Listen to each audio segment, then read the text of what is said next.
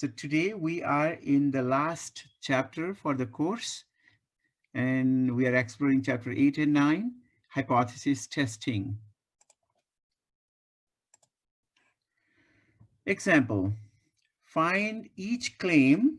So read this question carefully. You have to find the claim, or also called the conjecture, and then you state the null hypothesis and the alternative hypothesis for each of these. So here we have three parts. We have to write the null and alternative hypothesis, and also we have to state the claim for each of these examples. If you look at your note catcher, maybe there are 6 or 7 of them. I'm doing 3 of them. You'll do the rest. Okay, let's begin with A. Part A, the true average wait time at a fast food drive-through is more than 2 minutes. So we are talking about the true average. When we say true average, that is the mean mu is more than, you can see that is more than, that is greater than 2 minutes, more than 2 minutes. What you know is in null hypothesis, there is equal to sign. But in alternate hypothesis, you have not equal to, greater than, or more than. So the statement given here, the true average, that is the mean, okay, true average or mean is more than 2 minutes. That is your alternate hypothesis. So you can write this as alternate hypothesis. You can write H1 or H sub A. Alternate hypothesis has the true mean greater than 2 minutes. Greater than 2 minutes. And this is the claim in the problem. If you read, this is what is given in the problem as a claim. The true wait time at a fast food drive-through is more than 2 minutes. So this is your claim. This is the claim. And because you have greater than sign, this is the alternate hypothesis. So the null hypothesis will have the equal to sign. So it will be mu equal to 2 minutes. That is your null hypothesis. And also in the problem, you are asked to identify the direction of the tail. That is, you have to tell whether this is a one tail test or two tail test. Identify the direction of the tail, meaning you have to tell whether this is one tail test or two tail test. Because you have greater than, this is one tail test. Definitely this is one tail test. And you have greater than, meaning of that is this is the right tail test, because the greater numbers are on the right. So this is right tail test. So in each of these A, B, C, you have to state the null and alternate hypothesis.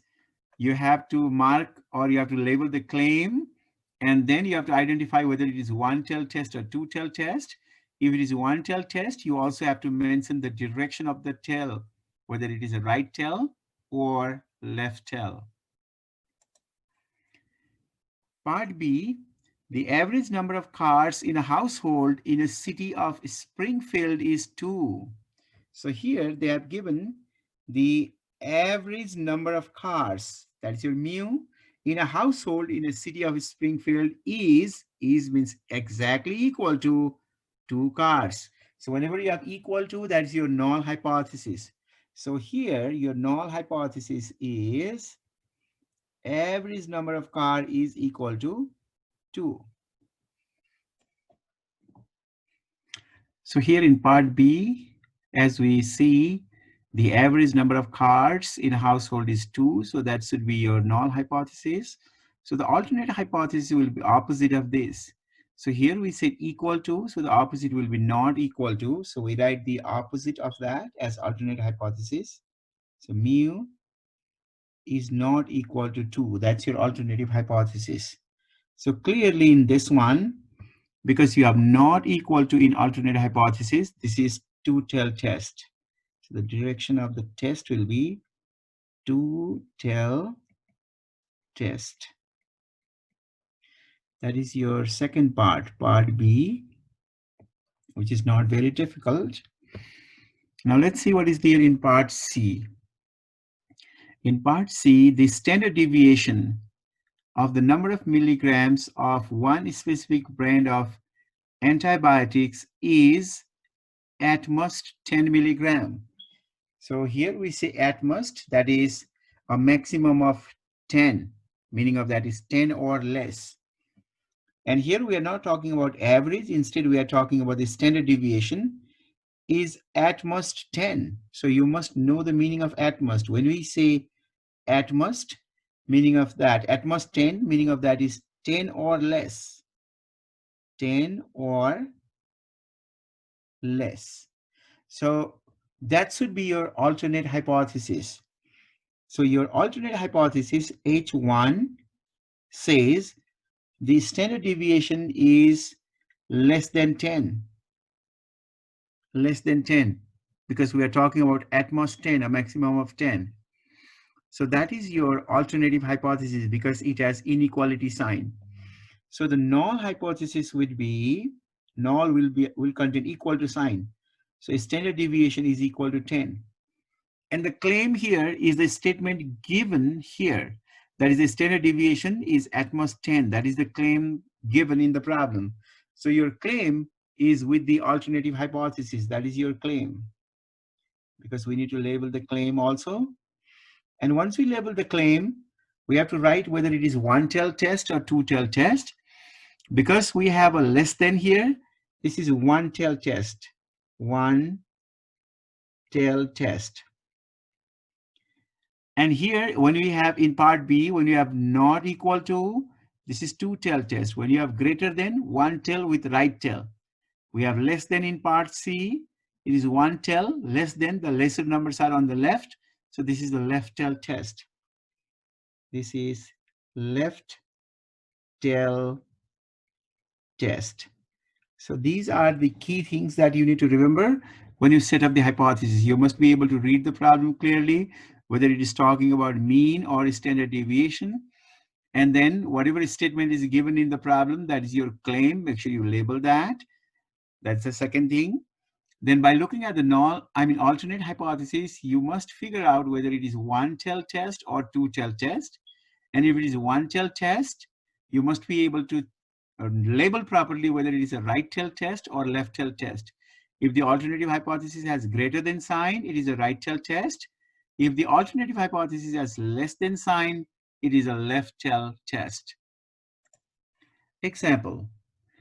The average lifespan of a particular car battery is 4 years. Car driver believe that the average lifespan of their car battery is lower than that. A random sample of 20 cars is collected and the mean battery life was 3 years with a standard deviation of 1.2 years.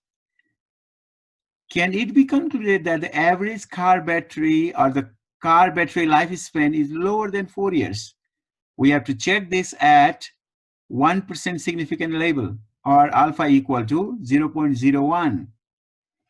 So this is the question given. So first step is to read the problem very nicely and try to understand every little thing that is given. Now, here it says that the average lifespan of a particular car battery is 4 years. So if you want to write that down, they have given the average lifespan of car battery is 4 years. That is given. But here is the key. Car drivers believe that the average lifespan of their car battery is lower than that. That is the key. Car driver believe that the average lifespan of their car battery is lower than that. So the drivers think that the average is not 4 years. Instead, it is less than that. So that is their claim. Mean is less than 4 years. That is their claim. So clearly you can say that because this has the less than, that is your alternative hypothesis. You can write h sub a or h sub 1 and mu equal to 4 is the null hypothesis. So by reading the problem, we are able to find the null and the alternate hypothesis. And you can see that in the alternate hypothesis, you have less than sign. Meaning of that is this is one tail test. This is one tail test. Not only that, the alternate hypothesis has less than sign. So this is left tail test. Left tail test. Now we have to test this claim. The drivers are claiming that the average life of the battery is less than 4 years. So we have to test this claim at 1% significance label. That's your alpha value. We are using 1% significance label. Use 1% significance label. And in order to do that, what is done here is they selected a random sample of 20 cars. So you can collect this information. So here they have taken a random sample of 20 cars. And the mean battery life was 3 years. Mean battery life, X bar, is equal to 3 years. So when they sampled 20 of them, they found that the battery life is only 3 years. With a standard deviation of the sample, because we are talking about the standard deviation of these 20 cars, so that is the sample standard deviation, 1.2 years. And the sample standard deviation is 1.2 years, 1.2. So this is the information given. N equal to 20, X bar equal to 3 years. Sample standard deviation is 1.2. Because the population standard deviation is not given, you can see here, this population standard deviation sigma is not given. So this must be one sample t-test. That is something you need to know because we must be able to figure out the right test. Population standard deviation is not given. So this is one sample. Let's write this down. This is one sample t-test. T-test because the population standard deviation is not given. If population standard deviation was given, it will be a z-test. Okay, it will be a z-test for mean, but instead this is t-test for mean. So if you think of the t distribution, we can draw the t distribution now. We know that this is a t-test. So you can draw the t distribution along the x-axis. You'll have the t values. And your t distribution look very similar to the normal distribution. Just the height is a little smaller than the normal distribution. So this is t distribution. And whenever we're working on t distribution, we look at the degrees of freedom. With the degrees of freedom will be here, the sample size is 20, 20 minus 1 is 19. So this is with 19 degrees of freedom. So this is my t distribution. And I also know that this is a left tail test. So my p value will be the area on the left. So this area on the left tail, that is my p value. I don't know what is this p value. We need to find that p value. And also we need to find this critical value or the test statistic. What is this t equal to? So I need the value of t and I need the value of p. And what we know already is we can find the value of t and value of p using two different methods. The first method is you can use the formula for t and then use that t to find the value of p. Or you can directly use calculator to find these both values at the same time. So what we are going to do here is we are going to use calculator. We are going to use TI-84 calculator. So let's write that down using TI-84 calculator. So if you are using calculator, let's write using TI-84 calculator. So if we use calculator, the way we use our calculator, you may want to add this to your note catcher. You have to go to stat, then you have to go to test, and then you have to go to number 2 in your calculator. You have to go to stat, test, and number 2 in your calculator. So let's do that. On your calculator, you go to stat, then you go to test, that is you scroll horizontally to test, and then you go to number 2 because it is the t-test. So number 2. Now we are putting the data, not the, we are putting the statistics, not the data. So you go and select the stat because the information is given to you. Mean in the given problem, the average was claimed to be 4 years. Sample mean, we saw that the sample mean was only 3 years. Sample standard deviation, we found that the sample standard deviation was 1.2 years. And then the sample size, they took a sample of 20 cars. So we put the information given in the problem. The average battery life that they think was 4 years. When they do the sampling of 20, they found it is 3 years with the standard deviation 1.2. Now here in this step, you have to select your proper alternate hypothesis. In alternate hypothesis, you have less than. So this is the second one. So select that. Less than should be selected. Okay. Then if you want to change your color, you can definitely do that. It is blue. I can change the color if I want, but I don't want to. And then go down and change this to calculator. Select, I mean, not calculate. Let's do the drawing. Go and select the drawing. Okay, draw. Once the draw is selected, hit enter.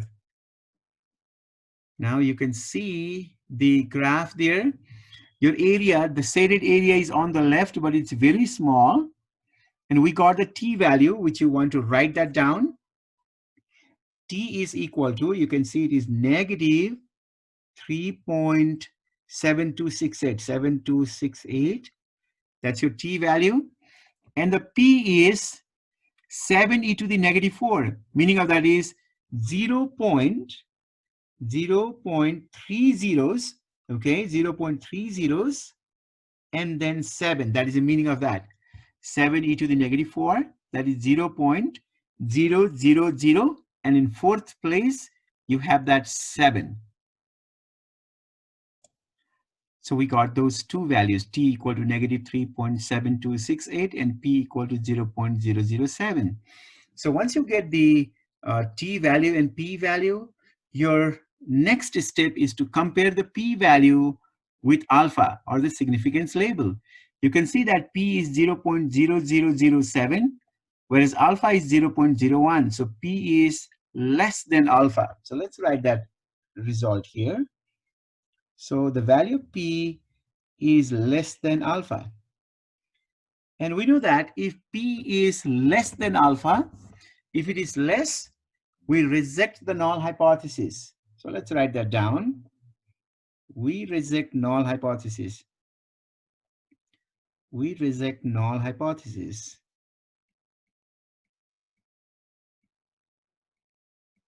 So that is the result we got. Because p is less than alpha, we reject the null hypothesis. So meaning of that is we are rejecting this.